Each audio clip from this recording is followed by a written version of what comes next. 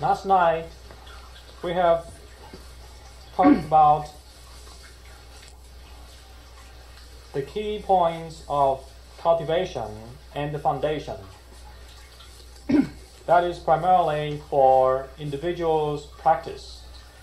Tonight we're going to talk about 6 types of harmonies, which is also fundamental requirement for group practice. The 3 virtues, as we mentioned last night, is the foundation for self-cultivation. Now we discuss tonight the foundation for group practice. First of all, the Sangha organization, the term Sangha, is defined as 4 people, mostly monks, stay together, live together, practice together, and follow the 6 harmonies. Then it's considered as a Sangha group, which is defined or set up by Buddha Sakyamuni in the ancient time. Actually, for layperson or home-living monks and nuns, in either case, if Dharma practitioners live together and practice together, they need to follow the 6 harmonies so that group practice will be harmonious and beneficial to each one of them.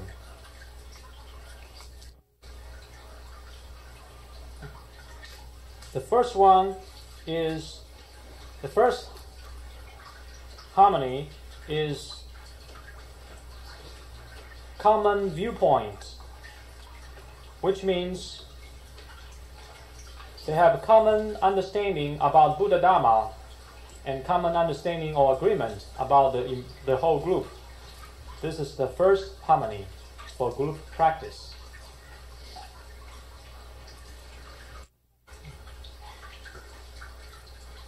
Buddha Sakyamuni has actually personally achieved these 2 great merits. Number 1 is always make all beings happy. And the second one was always join the merits and happiness of other people's virtues.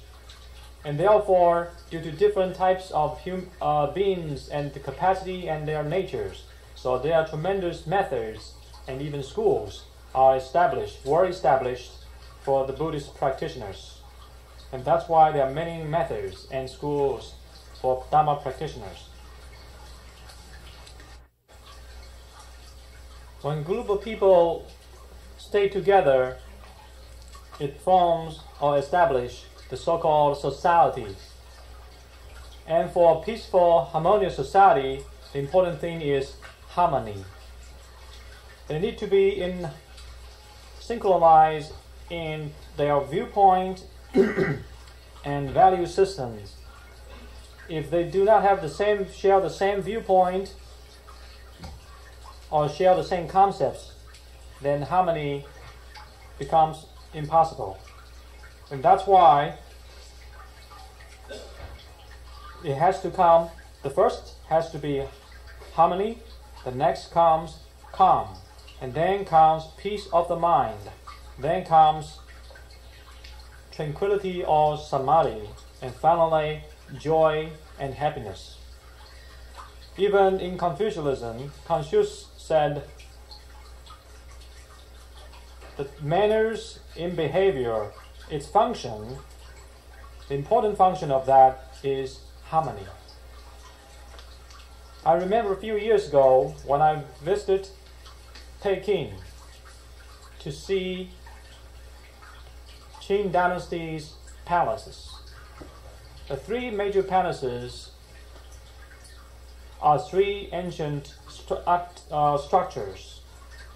The first one, the title of that palace or the name is called the Great Harmony Palace. The second one, smaller in size, and is located behind this first palace, is called the Middle Harmony Palace. And the last one is called the Complete Harmony Palace. So by the name, you can see that harmony is the key, is the spirit of the Qing dynasty. Unfortunately, at the end of Qing dynasty, when they lose harmony, they lose their dynasty. If they continue the original harmony, even today, we may still be the citizen of the Qing dynasty and not a citizen of Republic China.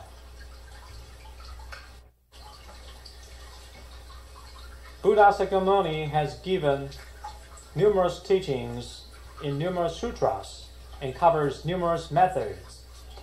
That is to fit into different types of human beings for their capacity, for their nature, and for their viewpoints.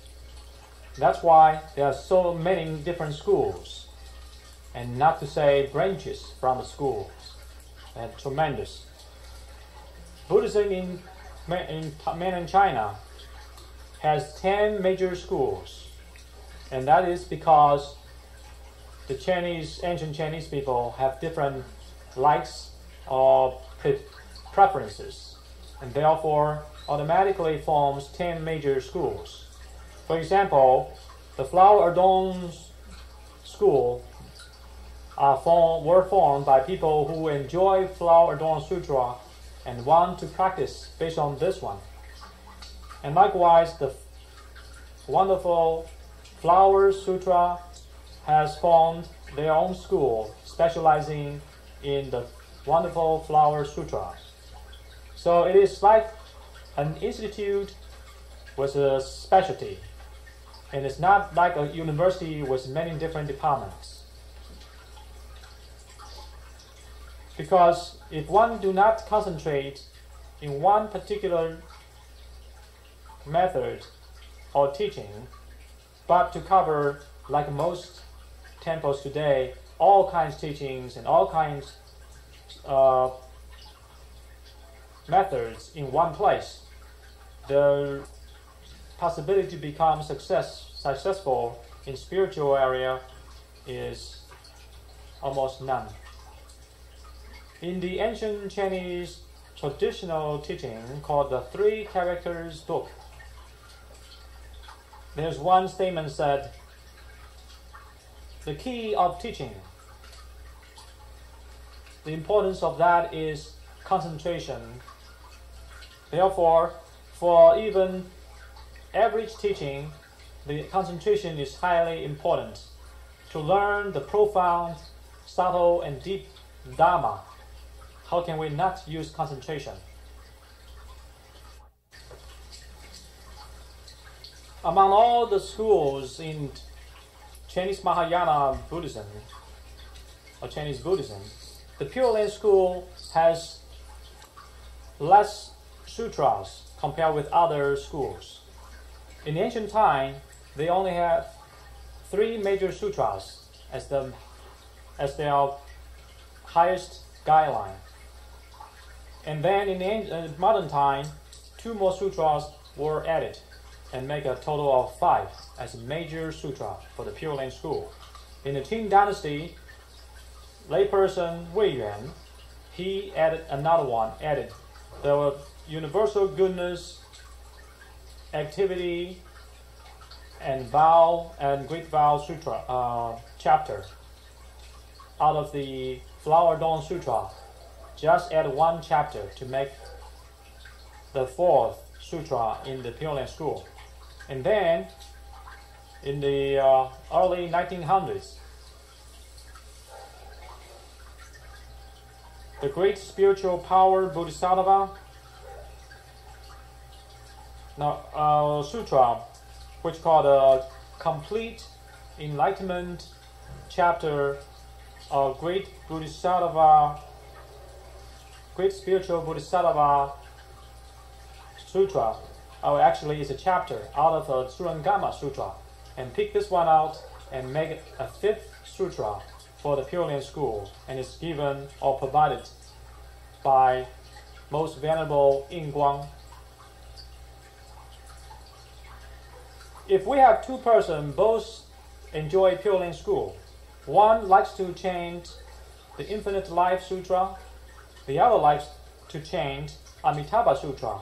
When these two get together, there will be conflict. They cannot practice together. If two persons both enjoy Amitabha Sutra, but their understanding of the meaning of the Amitabha Sutra are different. One is based on OE, master. The other one, his understanding or her understanding is based on the interpretation from most venerable Lian Ci. Then even doing the same sutra, due to different idea and understanding of the same sutra, they are going to have conflicts. And even for chanting Amitabha, the people already agreed. If one like to chant fast and the one like to chant real slow, when these two people get together, they cannot practice together. That's why in the ancient China, in the Pure Land school and temple, the harmony of chanting the Buddha, or whatever method they all agreed, is in perfect harmonious condition. The moment you walk in that place, you can feel the tremendous harmonious are in a group practice. It is inconceivable. Unfortunately today, in one temple, one place, there are numerous teachings provided by different teachers and numerous sutras involved as well. That makes even Buddha feel difficult. And how can we practice all methods, all teachings, and still have harmony? Therefore, the first harmony is to have a complete agreement or in understanding, to have complete viewpoint about the practice, about the understanding toward Buddha Dharma.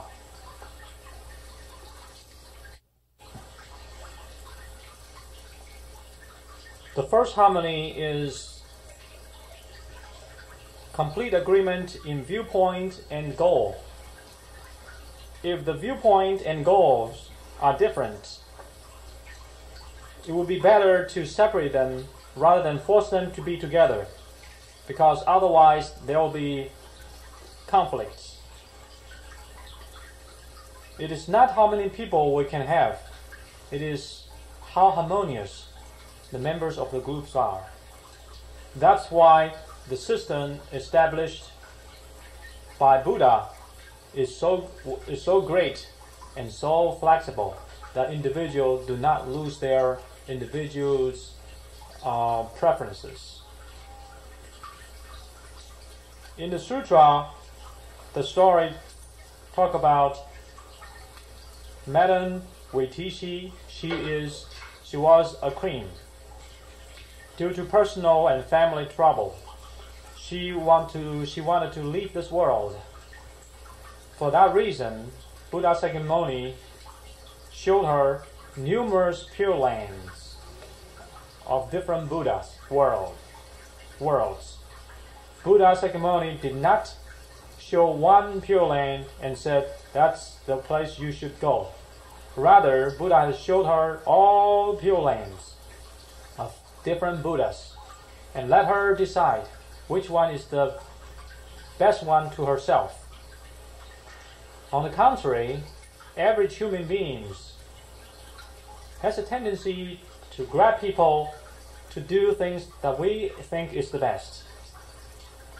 If we can make it, grab people to our group, but due to differences in the viewpoint and opinions, there are going to be conflicts, and the group will not be harmonious.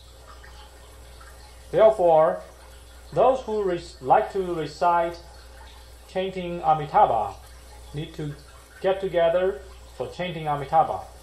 Those who like to do Zen Buddhism's approach and practices need to stay together. And those who enjoy Vajrayana Buddhism need to stay together. We should not have this intention, try to grab others and join our group, make our organization bigger and larger. This is very incorrect. Therefore, the importance is If we have people have complete agreement in viewpoint and goals, then this group, no matter how small, it is very strong and very harmonious. The second harmony is harmony in precepts and jointly observed by all members. And that is basically the common rules to be shared by all members of that organization. For a Buddhist group, of course, the fundamental precepts has to be in this common precept to be shared. Therefore, for the lay person group, the 5 precepts must be in that common precepts. And for the monk or nun or monastery group, then the bhikkhu and bhikkhuni, their precepts need to be in that common precepts of that organization. In addition to that, there are other common rules and regulations needed for this particular group should also be added. And that is so-called the daily agreement, which is only applicable to that group. And after all these rules and the regulation plus fundamental precepts discussed among members, agreed among members, they need to be observed by all members without exceptions. And of course, this Buddhist group and their rules and precepts must also in agreement with the law of the country. With this understanding and this agreement, then nobody in the group has different position than others. It is truly democratic society. Nobody has special privilege over others. The third harmony is physical harmony such that they can live together. This is in order to have people practice together day and night, and not just to offer a place so people can escape those responsibilities from the society. Today, due to improvement in material world and facilities, there are some places each member has their own suite. I'm afraid with this kind of approach, we do not obtain the physical harmony. We are deviating from the spirit of physical harmony. Because human beings, since time without beginning, their minds are so confused. At the daytime, when people are together, we'll try to behave ourselves.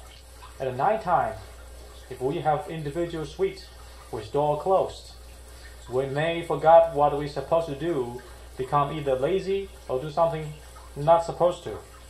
And therefore, the merit accumulated at the daytime may be lost at nighttime. That's because individuals do have this kind of comical obstacles deep inside everyone's heart. And that's why in the Kushtagapa Sutra, one statement said, all sentient beings, in every single movement, in every single thought, is basically creating bad karma or creating sin. Very seldom to have pure mind. Therefore, this physical harmony talk about to live together. So at the daytime, one monk watch the other. At nighttime, they still, in a way, watch each other. So nobody become sloppy or anything. And their rules and regulations actually tougher and more strict than military soldiers. Only through this kind of serious practice and close living environment in harmony that a man's bad habits can be transformed. However, Buddhism are always flexible. There are few exceptions. The abbot, due to his high position and responsibility to the temple, has his own suite, so to speak, but it's not the suite of today's suite, very small. That's why the abbot has a term in Chinese called Fang Zhang, which means a small place. That's all he can have. And also, person who in charge of all kinds of miscellaneous jobs for the temple, due to their schedule is busy, such as go to bed late and causing problem to other people. Therefore, he will have his own place. And of course, those old age or very ill, they need to separate themselves from the group. They have their individual places to sleep. The rest people, without exception, practice together, sleep together on a big flat floor.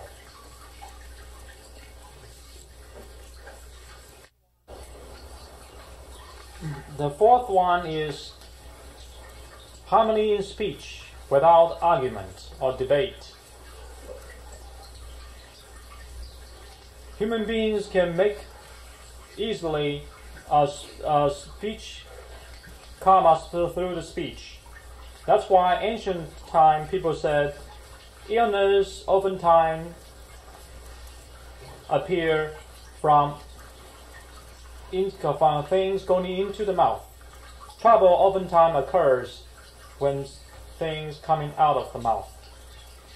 And there's another statement by the ancient people. They said, more speech, more trouble. In the Pure Land school, there's also a famous statement saying, cut down or cut short one statement, chant more Buddha name. Therefore, the less speech one makes, the better, and preferably no speech at all. I'd like to give you an example. When I was in Los Angeles, my disciple or friend's a child in the seniors in the high school, he attended 3-day Japanese Zen practice in the Zen center. Actually, the Zen master already passed away. It's the disciple continue the Zen practitioner with a lot of American followers. That was the summertime, and the kid felt excellent. He'd like to go back again in the winter because they have achieved this harmony of harmony in speech. Actually, there was no talk at all. Their rules are like the following. After breakfast, you can take a walk, and then 8 o'clock sitting in the Zen hall until 11:30. After lunch, go back to the Zen hall, sit at 1:30 until 5:30. And then, after some break, start sitting again at evening time, 7:30 till 9:30. From day till night, not even one speech, one talk, and continue such practice for 3 days. And this young kid feel tremendous joy from within without any speech, and he like to go back again. This is a good example of harmony in speech without argument. In this example, there was not even a speech. How could there be argument? There should be no scattered mind and idle talks. So for traditional Buddha name chanting place, ideally it should be only one sound of Amitabha chanting, with or without sound, but no other talks. In the Vajrayana practitioner of Vajrayana place or temple, the whole day should be the sound of mantra chanting and nothing else. In all my lifetime, I only see one great master who is my original teacher, one of the original teachers. The Vajrayana great master, Zhang Jia Da Si. I noticed from day till night. His mouth always doing chanting without sound. You can see the lips moving, but nothing coming out. He's doing the Vajra chanting on mantra and non-stop from day till night. Only when the time comes you need to talk to people, he will stop chanting the mantra. As soon as the speech is finished, he soon returns to his Vajra chanting of mantra. When we came to visit him, he will keep doing this. The lips moving, the sound doesn't come out, mantra continues. But there's no talk or speech. He is looking at us eye to eye and no speech. He wants us to settle down our wandering mind. Then he will open his mouth and give us some short talk. And open time, he only talked about 3-4 statements, 3-4 words in 2 hours. Not much. However, every single word came out of his mouth seems to have over 1,000 pounds of weight. They're so heavy that you cannot forget for the rest of your life. For the Buddha name chanting place, it should be, ideally, it should be no talk at all. Even not in the Buddhist temple, in individual's house, one should try to remain total silence. Then we can marching chanting practice. If one wants to obtain Buddha name chanting samadhi sooner, then one need to cut off the speech as much as one can. The fifth harmony is harmony of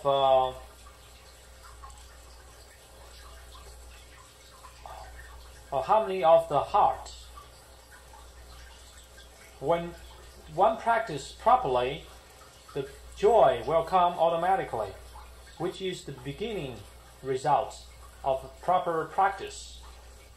If we practice Buddha Dhamma and still not happy or joyful, then it's either we have incorrect philosophy or theory, or we have incorrect methodologies. Otherwise, the happiness and joy were bound to happen, had to occur. As a matter of fact, if you practice properly, the joy and peace will come on a daily basis, and you feel more happy and much freer every day. But if you do not have such experience of daily happiness and freedom, that means your practice has some trouble or problem, and therefore you need to examine yourself and your method and your mentality carefully to find out what's wrong in your practice. And find that out and make corrections. The happiness and joy and peace will automatically occur. Buddha Dhamma, its practice is in daily life. In interfacing with different people and in different situations of daily life, we are practicing our pure mind. We are practicing the establishment of proper views and understanding. We're practicing realization and not confusion. Therefore, in daily life, no matter good person you meet or the bad person you meet, no matter very convenient in favorable conditions or very unpleasant conditions you are in, these are the cases that we can remove or eradicate bad karma and increase our wisdom. Therefore, we're supposed to be very happy in daily life in any situation when meeting anybody. And therefore, we will increase our happiness from Dhamma. If everybody feel the same, then the fifth harmony of happiness of the heart will be shared by this whole group.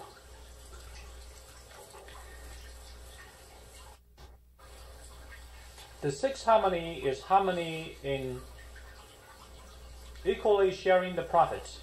This is deal with the material life for the members of the Sangha. In ancient time, the income for a temple usually come from two sources, or both. First one is donation from the country or emperor. Second one is donation from knowledgeable and rich Buddhists.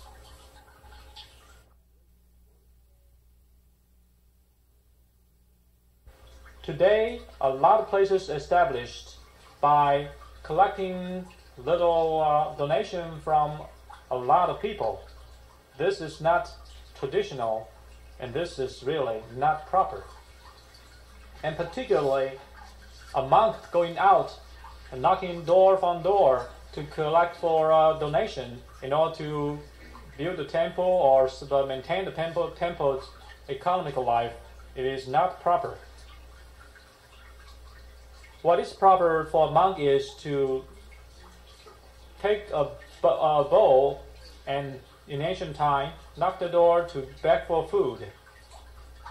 Or, at the night time, he need to sleep, simply sit down and meditate under a tree, but never seek for money.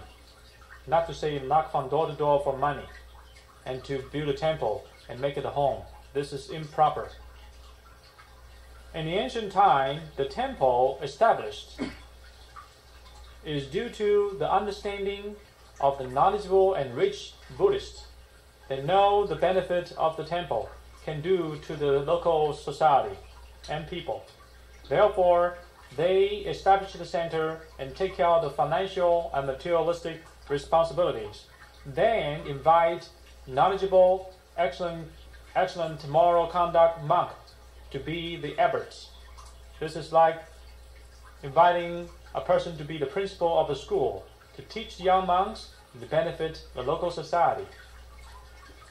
Therefore, from the materialistic life point of view, all members of the temple sharing the same profit equally.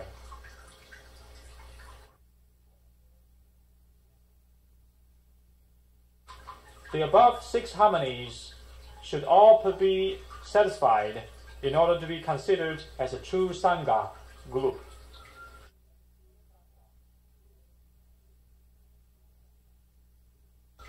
If short one harmony out of 6 cannot be considered as a true Sangha group. The Chinese people oftentimes said, if the family is in harmony, then everything will be prosperous.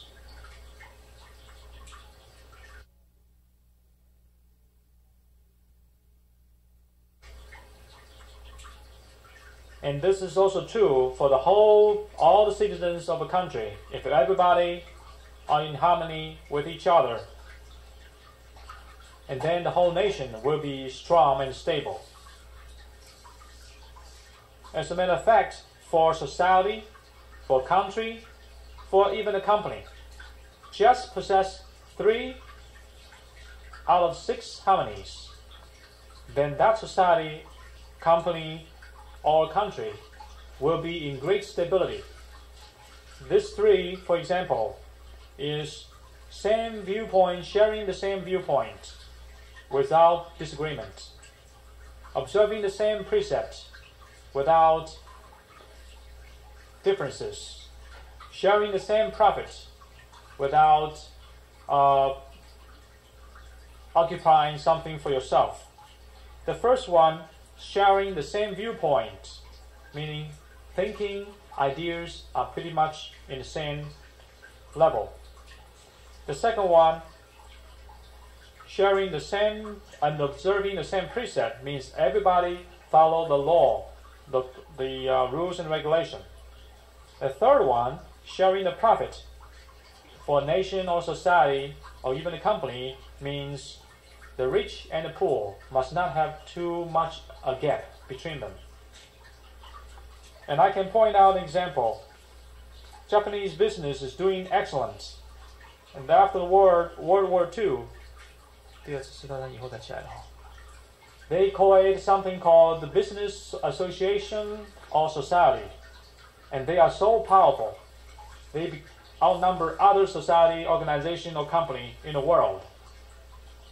That's because they truly have obtained or reached the 3 harmonies out of the Buddhist 6 harmonies. For example, when a company is not doing well financially, then the top management will stop increasing salary for themselves and still give salary to employees. Under this condition, employees are touched to their hearts. How can they not work harder for the company? Whenever there's differences or in opinions, the employee will not go strike. They still go to work, still produce productivity, and just wear a white scarf or white cloth, like a strip on head. That indicates I have things to say. Then he or she will get an opportunity to be interviewed by the top management directly. Only 3 harmonies has been observed by the Japanese Society of Business. We have all seen the success of Japanese business just because the harmony in only 3 aspects of the Buddhist 6 harmonies.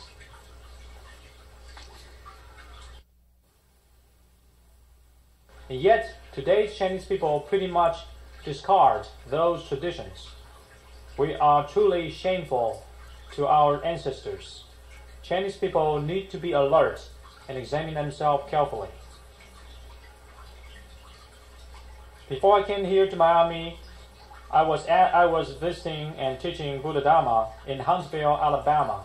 A Chinese student, a friend, asked me what kind of girlfriend he should look for a companion to be married. I said, the viewpoint has to be the same. If you have the same viewpoint and thinking, meaning the same goals to life and same interests, then the harmonious situation after marriage will be there. Must not talk about love.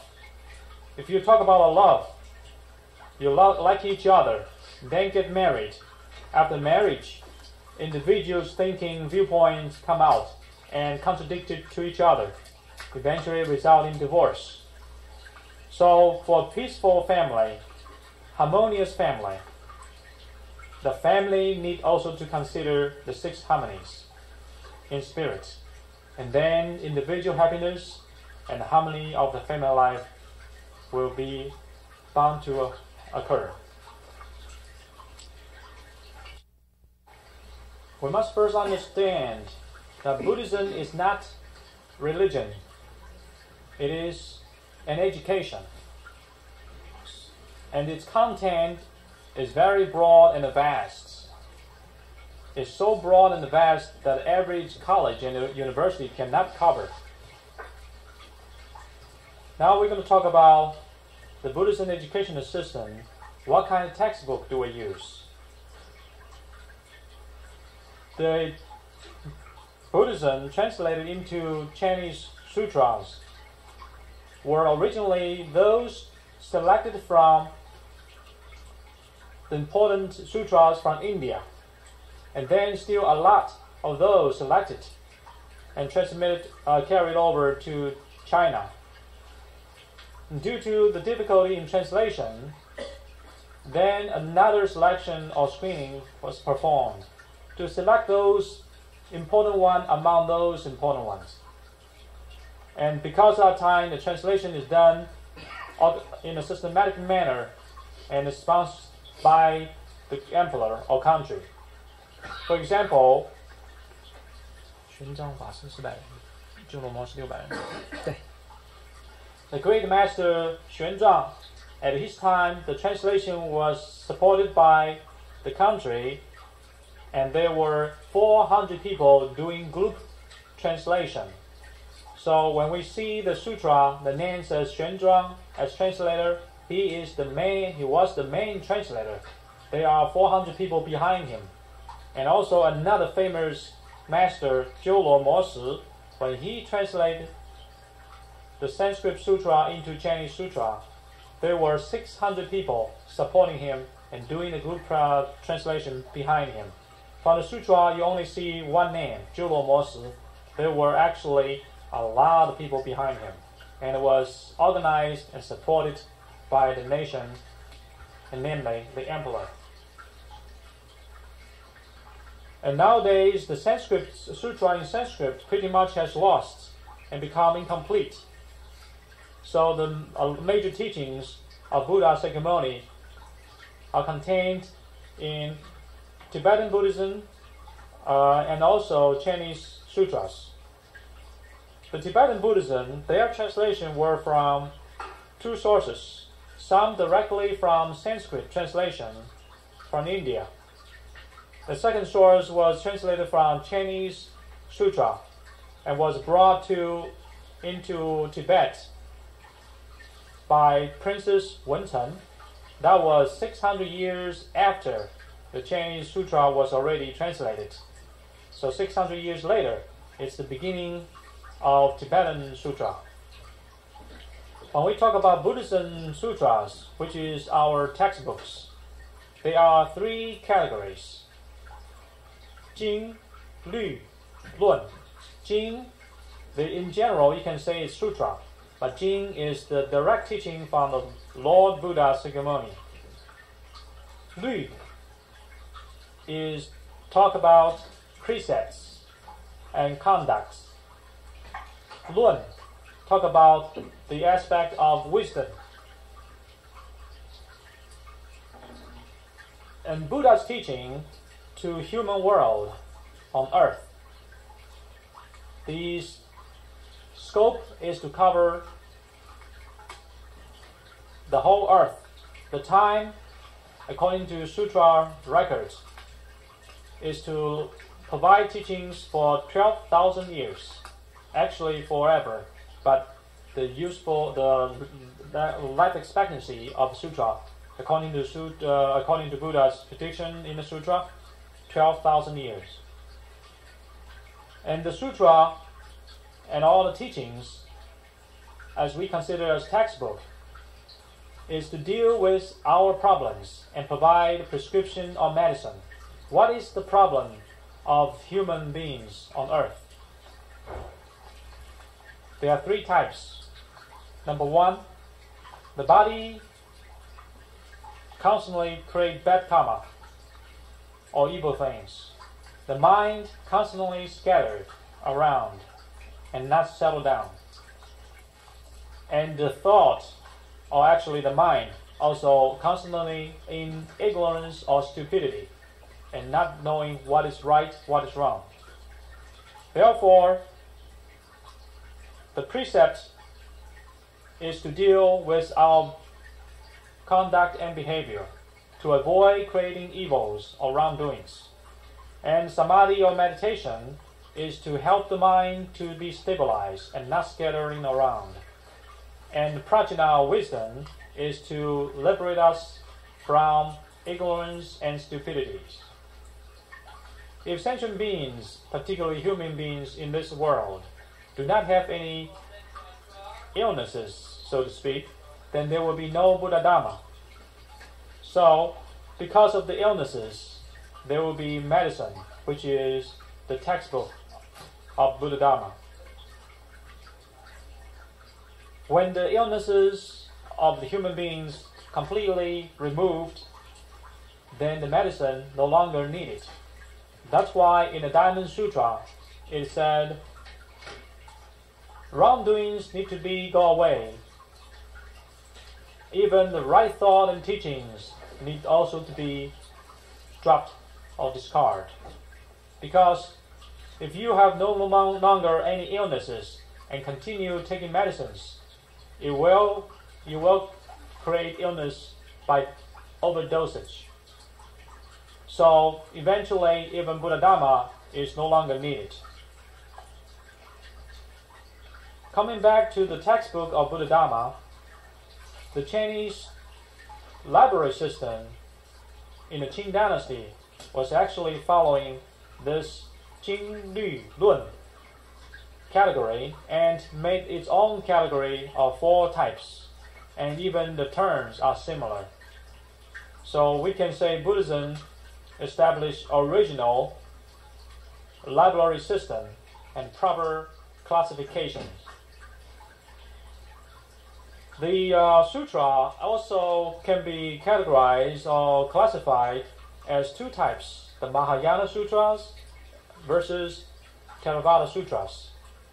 And in each case, the Mahayana Sutra talk about Mahayana precept, Mahayana Samadhi meditation, and Mahayana Prajna. The Theravada Sutra talk about Theravada precepts, Theravada meditation, and Theravada Prajna. They are complete of themselves. So, in summary, the precept is deal with the conduct of the body, meditation and samadhi is deal with the mind, and prajna is deal with the activities.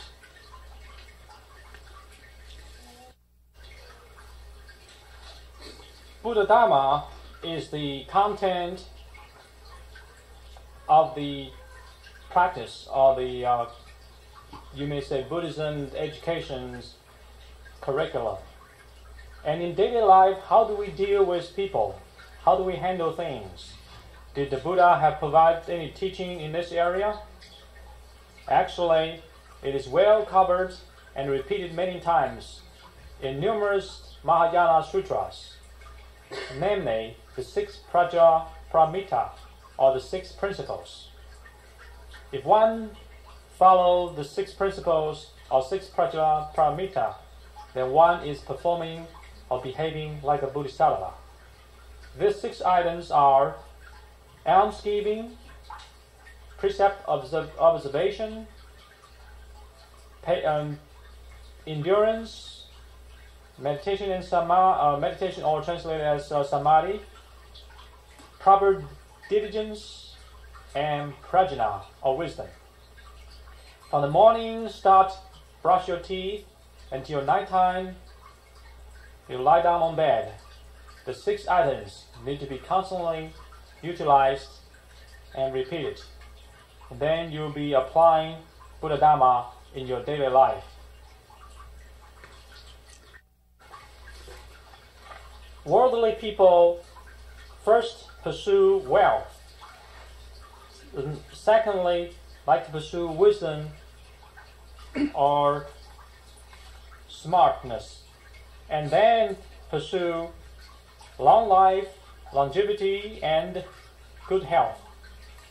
This seems to be true since ancient time, without exception, to all worldly people. Would Buddha Dharma provide the above regular and usual goals of the human beings?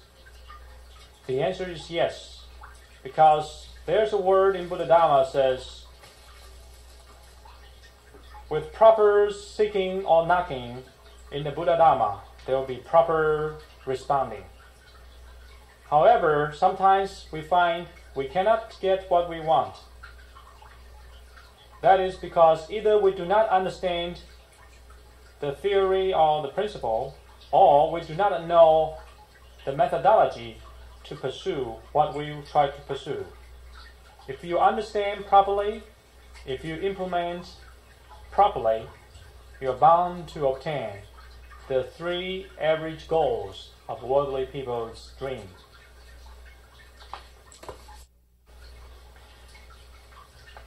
The fame, wisdom, longevity, and good health is the result of good deeds of previous lives. In order to obtain this result, one needs to have the proper courses prepared. For example, to become rich is not because the person is smart, because there are other people smarter than this person. How come the smarter person not all rich? So the rich is due to the result of proper course, usually from previous lifetime. So in Buddha Dharma, the 6 Prajaparamita, the first one is almsgiving. Almsgiving can be classified in three areas: giving material things, giving teaching of Dharma, giving words of comfort to free people from fear. The first type, giving of material things, will result in rich wealth. The teaching, the giving of Dharma will result in wisdom.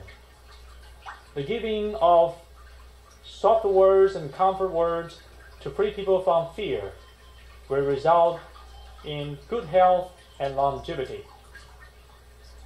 Usually, when a person has the good result of rich, wise, good health, and long life, it's due to the proper causes done in previous lifetime. However, if you aggressively or actively doing the proper causes, you can obtain in this lifetime richness, wisdom, long life, and good health.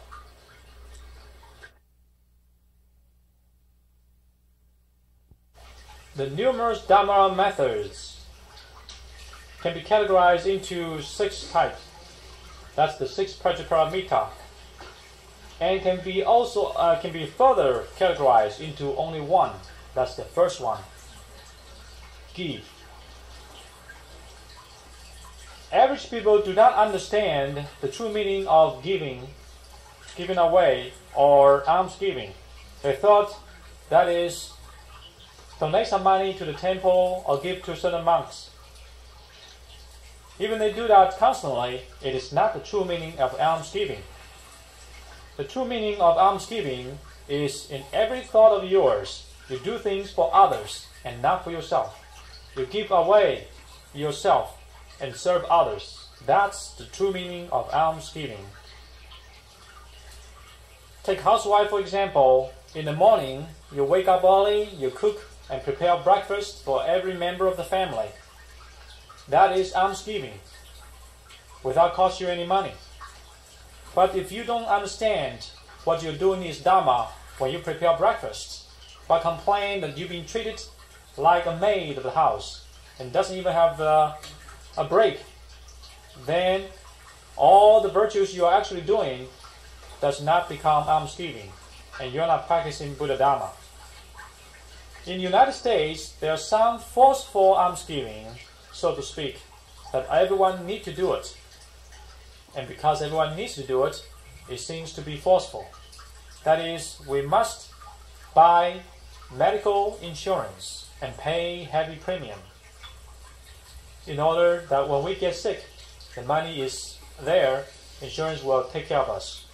With this kind of motivation, understanding in mind, we already suggest to our subconscious mind we need to be sick in order to use the money. But if you turn your mind around and thinking, my premium is to join the other people's premium and be used to help those who are sick and who truly need help from the insurance company. With this thought, your money given away is not forceful, but with joy and happiness. And even better than that is you won't even get sick, because you are truly blessed by your realization, by your understanding of the meaning of almsgiving. Another example in daily life, since most people do work every day. We have to work hard, have to go to work every day.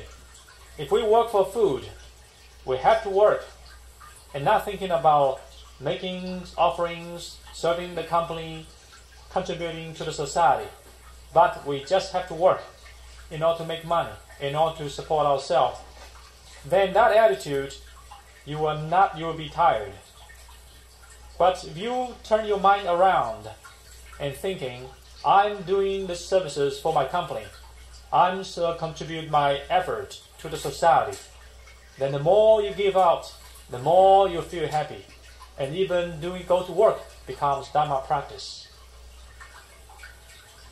Today, I'm very happy to share with you by teaching Buddha Dharma with you, which is the giving of the Dharma teaching. I remember a couple of years ago when I was invited to Los Angeles. As soon as I get to Los Angeles, they have already prepared a place. They want me to teach for 9 hours. As soon as I get to Los Angeles, they have already prepared a place. They want me to teach for 9 hours. And there's no chair to sit, so I stood there and taught for 9 hours. And the audience seems very tired. But the more I talk, the more I feel energetic, and the voice gets louder and louder. If I came for money, then I would be very tired. But I came with the following thought in my mind, to share the supreme and profound teaching of Buddha with all beings. That's why the more I teach, the more I feel energetic and happy. Human beings talk about nourishment, nutrition. The true nutrition is a happy mind. If one has fears and anxieties, that can cause causing deterioration of the physical body. That is also the cause of illnesses. With a happy mind, however, one can truly live happily and very healthy, physically too. Another example I like to point out is most people drive a car and need car insurance. When you have to pay your annual insurance premium, do not think you are paying because you have to cover yourself in case of a car accident, thinking you are making contribution to the insurance company, so any car accident, any damage to other people's car, the money is there to help them and you have a share of your contribution. With this kind of changing of your thought, then you feel happy, and more than your happiness, more than your awareness, you are blessed by Bodhisattva and Buddhas. And you probably don't even have car accident. So, to be able to become rich is the result of good karma, virtuous karma. To be able to know how to use money wisely is the application of your wisdom. The more we think about others, then the virtuous karma will become more and more. So I'm giving everybody can do in daily life. All you need to do is turn your thought around. If you can do that, turning your thought around, then you become a Bodhisattva. If you cannot turn your thought around, then you become average people, full of vexations in your everyday life. So please think carefully, contemplate more about these things. So to turn your thought around and put into practice,